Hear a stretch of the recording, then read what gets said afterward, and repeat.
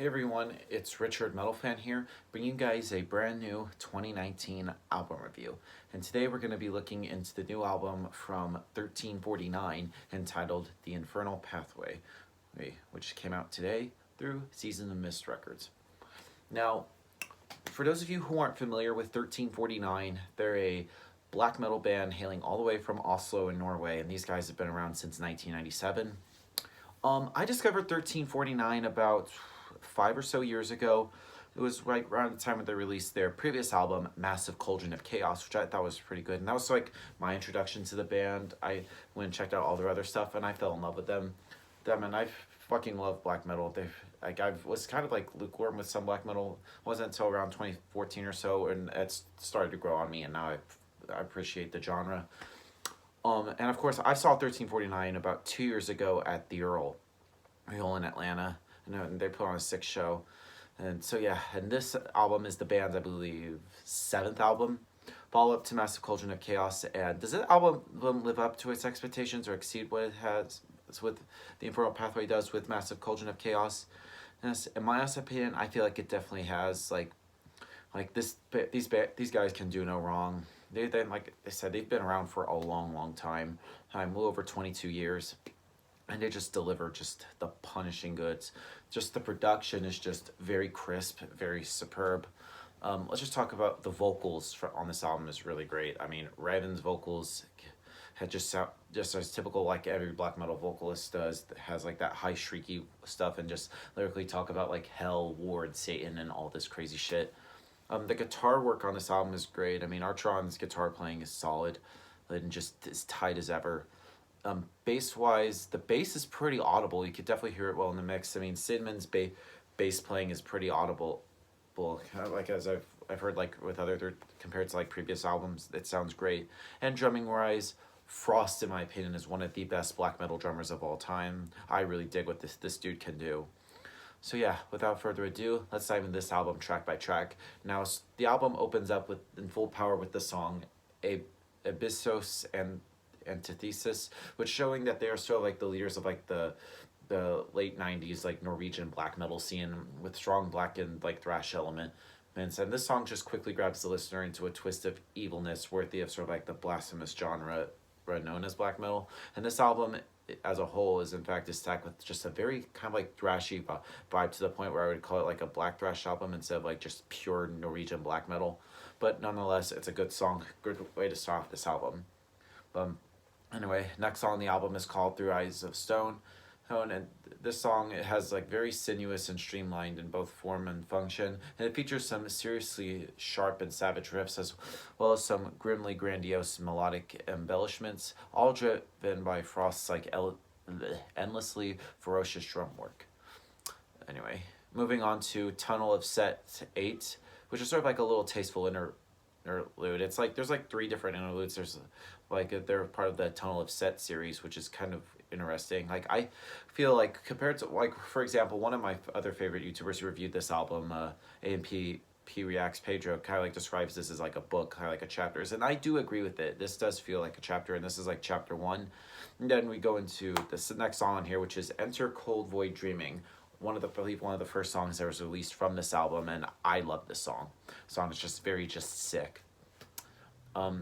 Next song on the album is called Towers Upon Towers, which is a great example of what black metal is, and in some ways, this song stands out better than the rest of the songs on the album. And the lead guitar is tuned just right in the track because the music is simple and clear while Artron performs the song, and the bass guitar hums in the background while listening carefully. A low, deep, and harmonic thud can be heard, and Sidman is able to keep a low, vibrant, and repeatable chord throughout the whole song.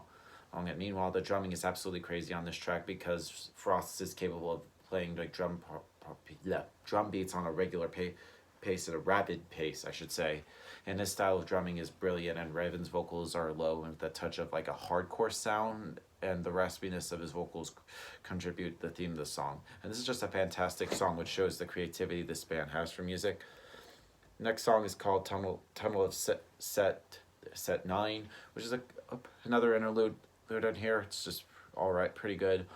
Anyway, Deeper Still, which is a perfect way of blending like aggression with the drums, has a very fast and raw guitars, and the vocals add a little bit of darkness. And I feel like sort of like the counterbalance between the two sort of like unifies and enhances like a momentum in there. And this song has a little bit of a darker path, and it has like a dark guitar sounding part near the bridge of the song leading into the end.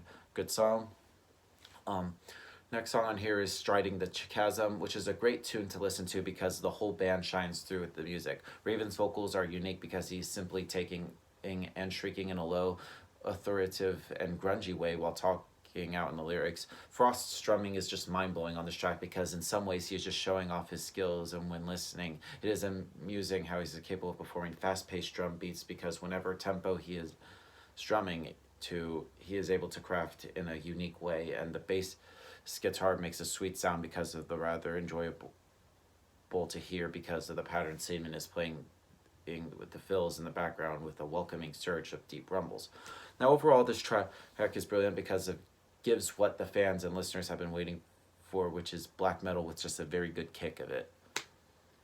Next song is Doddscamp. I think that's how you say it. Forgive me if I butchered it. And this song opens with some lead work taken directly from almost kind of reminds me a little bit of like Tom G. Warrior from like Celtic Frost or something, which just has like very rich and anthemic prowess and bold in execution. This is underpinned by an utterly infectious drum performance that calls upon the influence of like Hig Keno and more than it does with like Hellhammer, opening like pummeling drive rather than just the manic beat blasts, while partners with Archron's trademark almost kind of like Bathory bass lines. It also makes a savage winning formula, and Raven's unmistakable vocal stylings just herald the entrance of a punch low end groove shifting the audible impact noticeably, while the opening moments aimed for the heart is what comes aimed for the gut is deeply satisfying competition thus far. However, it does threaten to become a touch repetitive, yet over just about 2.5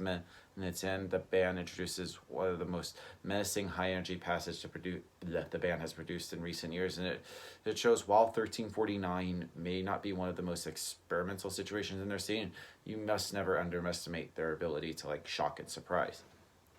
Anyway, next song is Tunnel of Set 10, sort of like the last interlude right here, which then it goes into the next song, which is the last song on the album, being Stand Tall and Fire, which is simply enjoyable about this song. It's just how grungy it sounds. The song just starts off with Archron playing a cutting-edge guitar tune before the rest of the band joins in and creates just very musical havoc. And Raven's vocals on this track is just killer because his vocal style is very grungy with sort of like low shrieks, and what is rather unique by Raven is how he's doing like the quiet periods of the song. He's simply talking in a low and authoritative voice as if he is telling a story. And Seidman's bass guitar skills are wild on this track because while listening, the deep vibrations from the background can be felt in the veins of the arms and the drumming of this whole track.